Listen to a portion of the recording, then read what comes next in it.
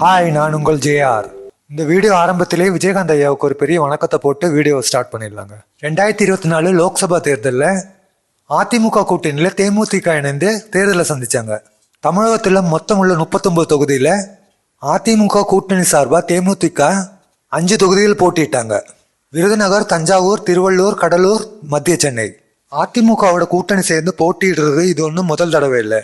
2011 நடந்த சட்டசபை தேர்தலில் முதல் தடவை அதிமுகவோட கூட்டணி சேர்ந்து தேமுதிக இந்த கூட்டணி மிகப்பெரிய வெற்றி பெற்றாங்க.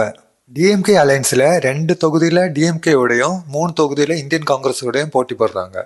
அதே பிஜேபி அலையன்ஸோட 4 தொகுதியில் பிஜேபியோடையும் 1 தொகுதியில் பாமகவோடையும் எதிர்த்து போட்டிடுறாங்க. 2011 நடந்த போல இந்த தடவையும் நடக்குமா? தேமுதிக சார்பாக எத்தனை எம்பிக்கள் பாராளுமன்றத்தில் காலு பதிப்பாங்கன்னு ஃபுல் வீடியோ லிங்க்ல இருக்கு, மறக்காம பாருங்க. இந்த வீடியோ பிடிச்சிருந்தா லைக் பண்ணுங்க, மறக்காம நம்ம சேனலை சப்ஸ்கிரைப் பண்ணுங்க.